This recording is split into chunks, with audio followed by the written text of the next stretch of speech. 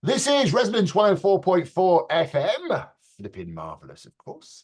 I'm Nick Hennegan, and welcome to another slice of literary London. Also, of course, we're live on bohemianbriton.com. And it is my great pleasure to introduce someone who actually I can call a friend now because we met through the glories of theatre. Angela Ball. Hello, how are you? Hello, Nick. Hello.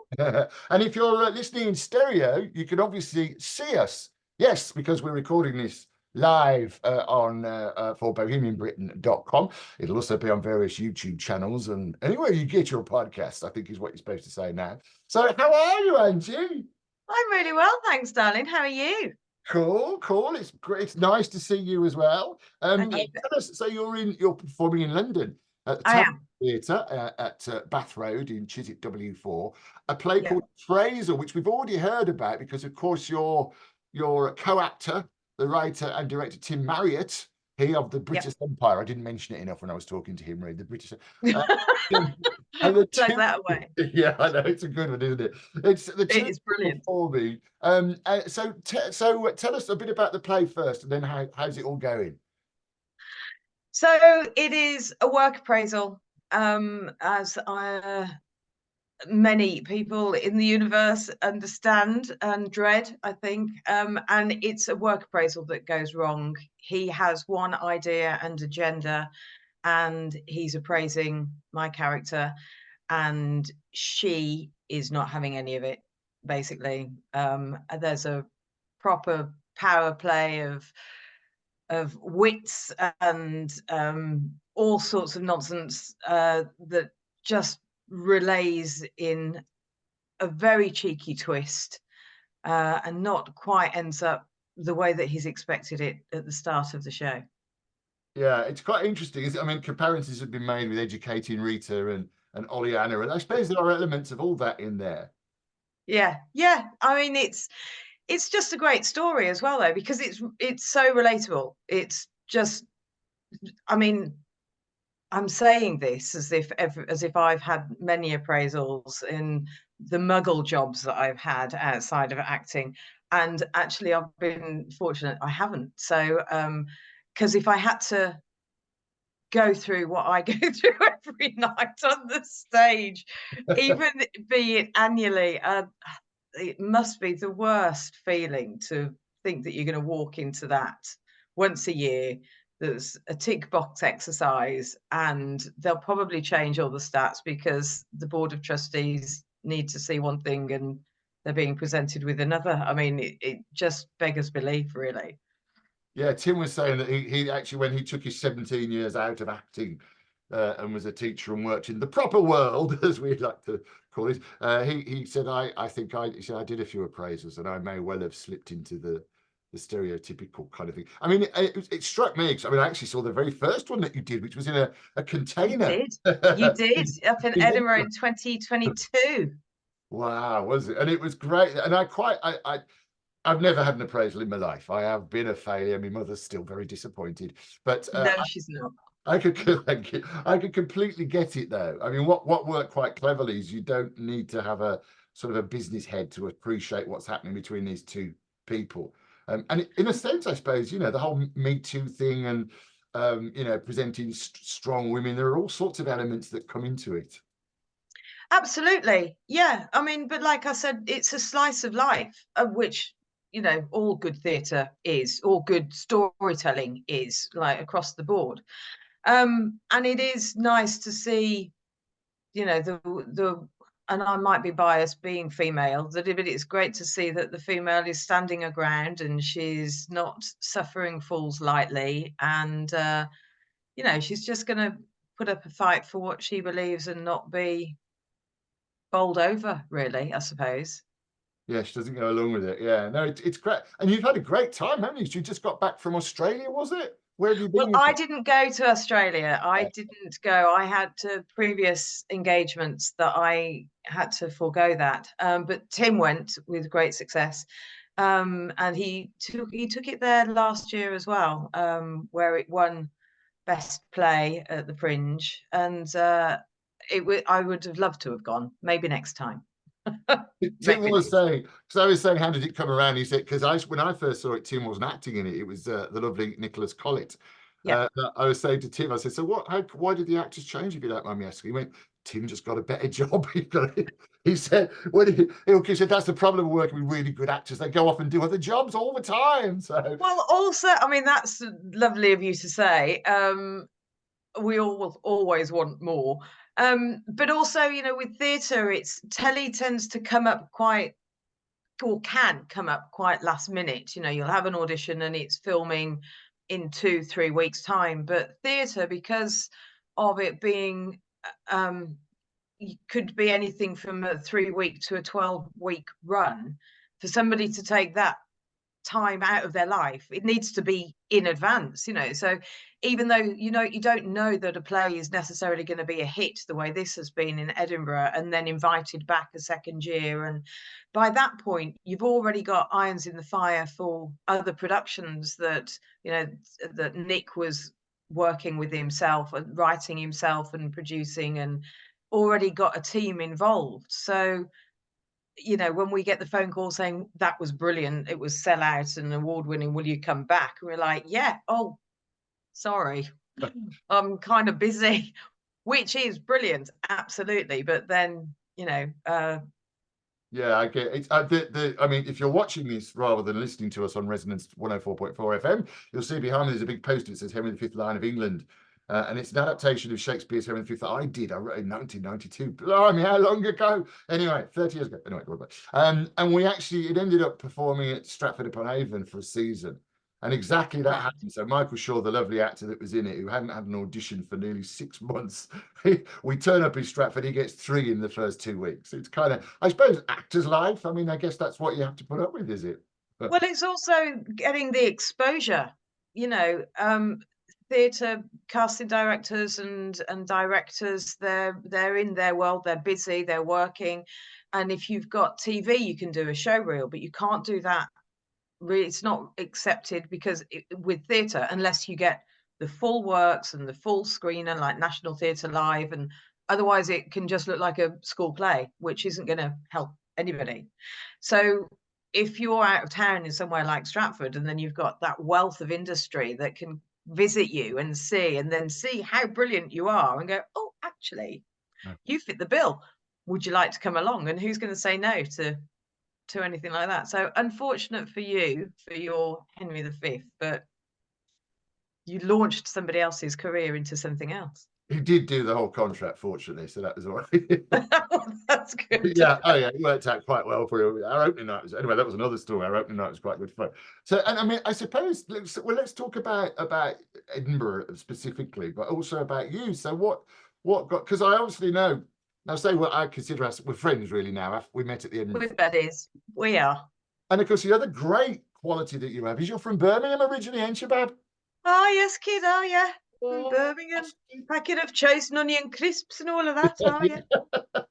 Well, it's suddenly very trendy with what Stephen Knight's doing. I mean, after Very.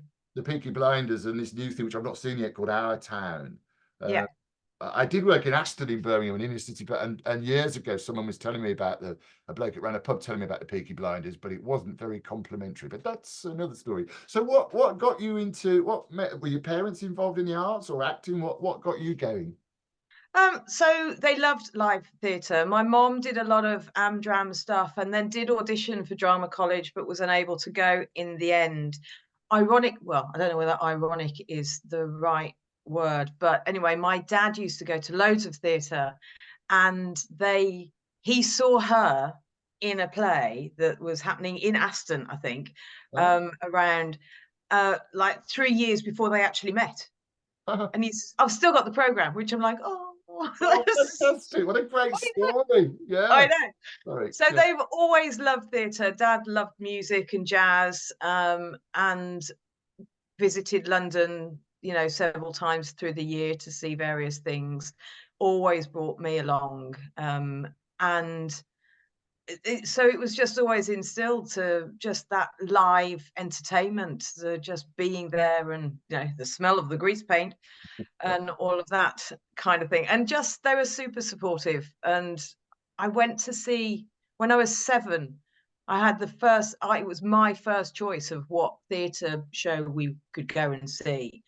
And the choice was The King and I with Yul Brynner, or the original Jesus Christ Superstar at the Palace. And I chose Jesus Christ Superstar, and I walked out of that going, I want to do that. Can I do that? Can I please? And so it grew from there, really. You know, they just really supported everything that I did. They loved it as well. You know, Dad was kind of thrilled when I moved to London, just because that's just the city of dreams, isn't it? Yes, sorry, New York, but yeah, London is, of course, the Yeah, theatre sorry, New of York. the world. And of course, I know, yeah, it's sort of, yeah, it's has to happen, really. So, whereabouts in Birmingham were you brought up?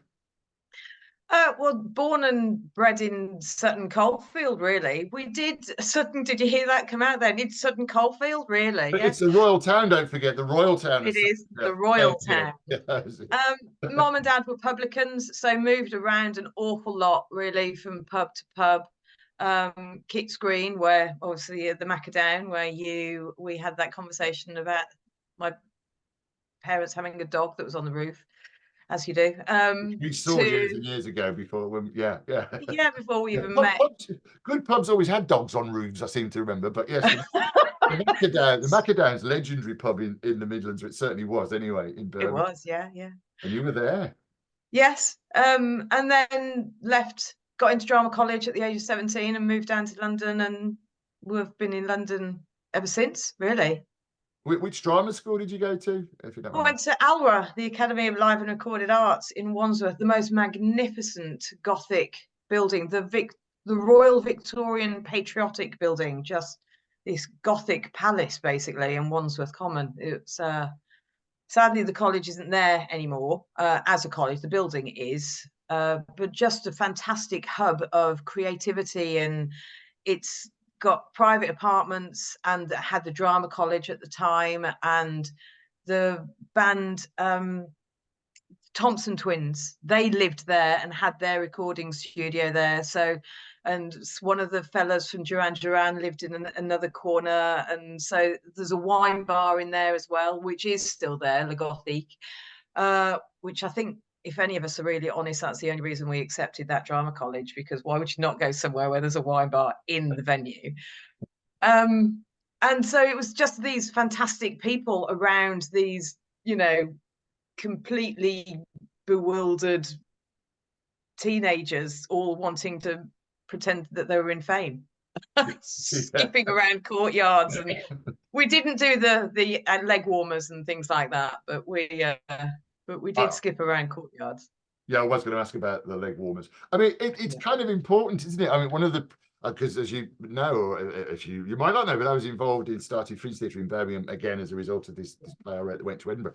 And one of the things that struck me as lacking, and it's not just a Birmingham problem, I think it's probably anywhere other than London, was that kind of community of people who are not even if not actually supportive, but in the same boat. And I found that to be something when I first came to London sort of full time.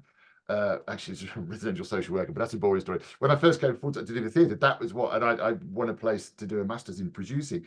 That was what I got most out of, if that makes sense. It was the fact that there were other people around, and it can be quite a solitary thing. So how did it work for you then, leaving drama school? And did you think, right, I want to be a movie star, or is it just the actor thing of I want to take whatever I can? What was at that point?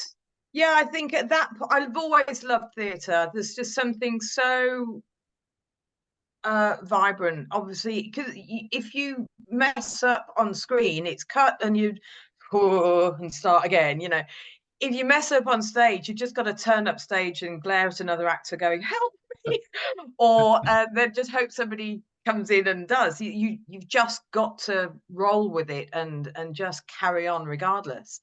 So there's always that thrill. And I mean, I've been doing Appraisal now for 3 years. This is the third incarnation of it. And not that we forget our lines, but there's an ease that comes with it, the banter, a natural banter, like a natural conversation as it's lifted off the page and just becomes like a conversation instead of a script. And so there is that ease of that with stage, which I just prefer. So it was always theatre. It took a while to get into telly. I wasn't that lucky, but that's grown over the years. And just as the more, obviously, the more you do, the more you're seen, the better showreel you can create, the cheekier you become, because you're getting a bit old in the tooth. So you don't mind just knocking on a door and going, here's another show reel, or here's new headshots, because you do have to be proactive. You can't just rely that I've got a great agent and that's it, because they've got, you know, other people to look after. And also personally, I think if you're proactive in your own mind, if nothing happens, you haven't got anybody to blame but yourself. You feel that you're being proactive and moving forward and keeping busy, even though you might not have anything in the pipeline at that point. That's very interesting. It's I suppose it's the business of show business. Yes, And yeah, because what you see in a work period is such a tiny fraction of the rest of the year. You know, when you could work, it looks like you're busy because you've filmed something and that's not coming out for another 6 months, and you publicize that, but then you're in rehearsal. But when you look back on the year, you might have only done 3 jobs, and even though one of those took up 3 months because it was stage, the other 2 were in total probably a week's filming. So then you've got the rest of the year where you are trying to find work and auditioning and auditioning and auditioning and praying that somebody thinks, yeah, you're the one. Oh, here's the job. Brilliant. So I'm talking to Angela Bull, actor Angela Bull, who's performing in a play called Appraisal, which is at the Tabard Theatre in Bath Road. She's at W4. I'm Nick Hennegan. This is Literary London on Resonance 104.4 FM. And you can see us in glorious Technicolor. Well, it's not really, but anyway, but on bohemianbriton.com. And in fact, I'm going to make that a series, Bohemian Britons, because I've got 1 or 2, including Angela, Bohemian Britons that I've been chatting to. So we're actually going to farm that off as a little separate series. As always, if you'd like to get in touch, if there's anything you're doing, then drop me emails, probably the easiest, in that the Resonance FM studios are currently being redone again. As you can see, if you're watching us on bohemianbriton.com, I'm in our glorious world corporate headquarters. Yes, the dining room's down there. Well, the coffee kettle. Anyway, I won't go on about. Don't tell everybody the secrets, Nick. Don't tell everybody the secrets. No, I don't. Can't give it away. No, don't. Yeah. So radio at mavericktheatre.co.uk, or I've now got my own email, nick@bohemianbriton.com. Get me. nick@bohemianbriton.com, or radio at mavericktheatre.co.uk. And hello to Kath from California, who's been in touch again. She said, yes, I am still listening by the beach. Kath listens every week in California, always apparently by the beach. Never always on the beach. Yeah, always. And I've she did send me a photograph a few years ago, so I have no reason to disbelieve her. So we're talking to actor Angela Bull, and of course I forgot you were in Coronation Street as well, of course, weren't you? I was recently. Yeah, it was amazing. It was I was really lucky because of the storyline was really quite powerful. Well, not quite powerful, incredibly powerful, and won several awards. You know, won Scene of the Year and a Storyline of the Year, and so it was really quite special to be involved in that. So yeah, it was a great team. I mean, iconic. Just, I've never felt so intimidated walking on a set in my life after 30 years. Seriously, it was, but they were all so welcoming. You know, Ryan and Alison, who I was working with, were superb. And Leon, the director, it was just a great job. It was a great gig. I loved that.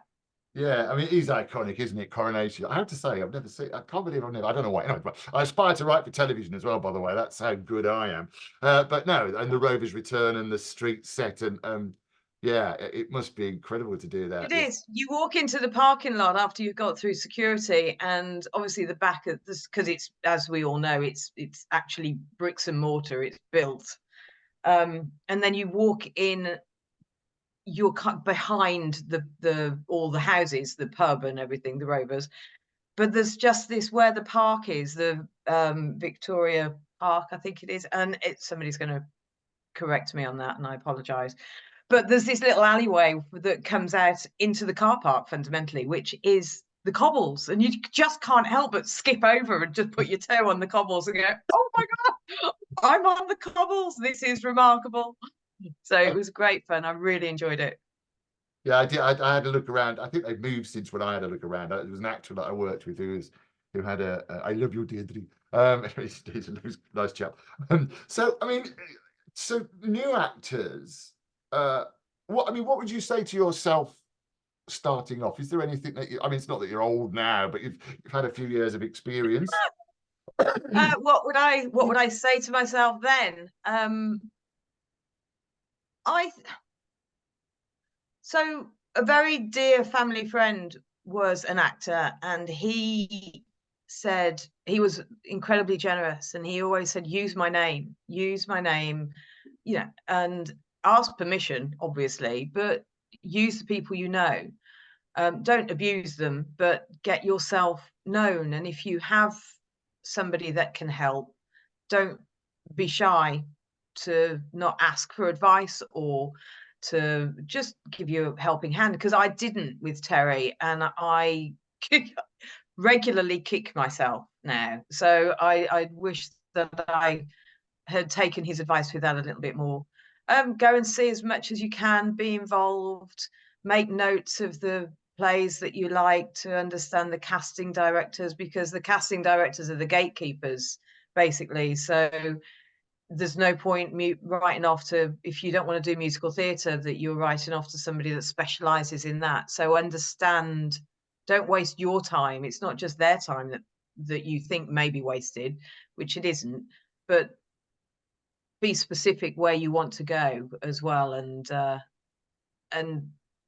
just enjoy the journey, because it's over too soon, and you don't work as much as the majority of us don't work as much as we would like. So when you do, just enjoy it and grab it, and ride the wave, really, I think. Yeah, again, it's that, I guess it's that notion of, as a creative person or as an actor, then as any creative, you have to appreciate that it is a business, though. Yeah. And being self-employed as well, it is totally up to you. You've got to understand your tax, you've got to understand how to manage your money. So many friends of mine have had a fantastic, well, not so many, but I know many people that have had great jobs on soaps, on regular tellies, and you can quite easily get into a rut that this is going to last forever. And it doesn't. No, it doesn't. So if you have those opportunities, and I'm going to sound like my nan now, but in all seriousness, try and put something aside, try and get a down payment for a flat in this age, or go on that amazing holiday, make memories, but also look after yourself, future-proof yourself if you can, because it can be very fleeting. It can be a very fleeting industry. It strikes me as well, and would you agree, is that although it is a really tough business, I some of the nicest people in the world I've come across through the business. I mean, like you were saying, I've done a version of Hamlet, and Sir Derek Jacobi, the actor Derek Jacobi, he did the voice for me years ago, and every time I say to him, look, we're going to do it again, he's like, of course you can. And how much would you want? No, it doesn't matter. So someone at that level, I suppose, is it's glorious that he does that. And of course, Edinburgh, I mean, because you moved into producing as well, haven't you, with Epsilon? I've said that Epsilon, right. I started Epsilon in 2006, to be fair. So we've been going a while, and I've taken some time out. I moved out of London 7 years ago down to Devon, and remarkably, the acting just flew. And so that hasn't been as big a part of my life. And I fundamentally just started it because I was fed up of waiting for the phone to ring. So it's not a deal breaker that I'm involved in the productions, but that's why it started. And I think a lot of actors, actresses that set up their own production company will be doing it for that reason.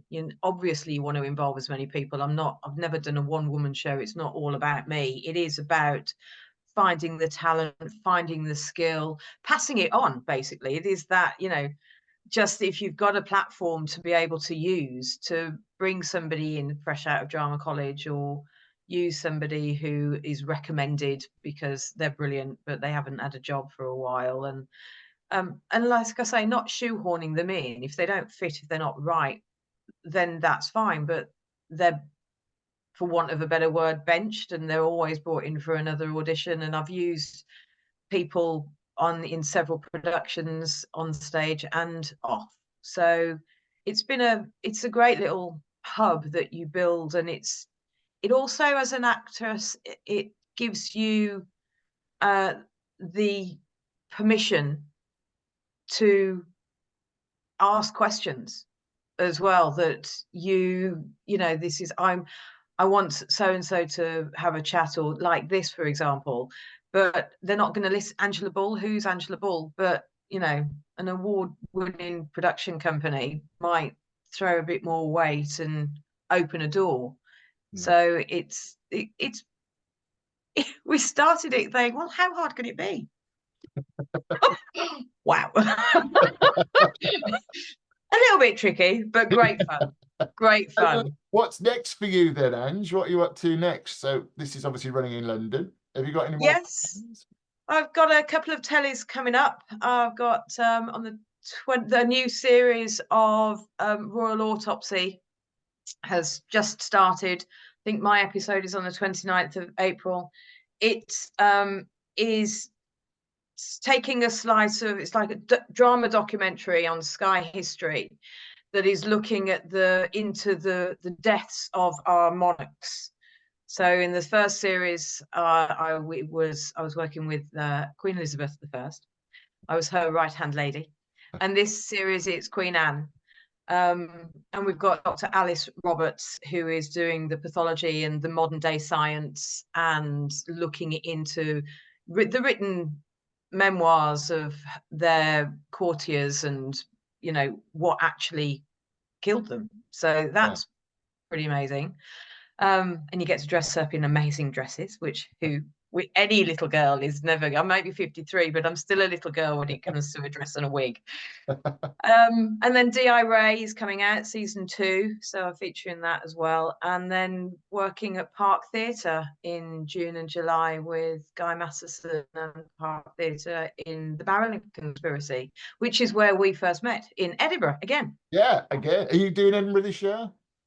No, because Marilyn doesn't finish until the 27th of July. And so just to be away from home for 9 weeks, which I will be with the rehearsal period and 4 months, I think I just need to go and sit in the fields in Devon for a while longer. Oh, yeah. I'm with you on that. That sounds fantastic as well. And can we find out any more? Have you got a personal website, or has Epsilon got a website?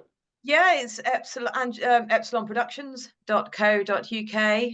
And my personal one is angelabull.co.uk again, all over Instagram and Twitter and all the socials, just under Epsilon Productions and Angela Bull. So, and I'll put some links, if you're watching us on BohemianBriton.com, I'll put some links in the bit below, I think you call it.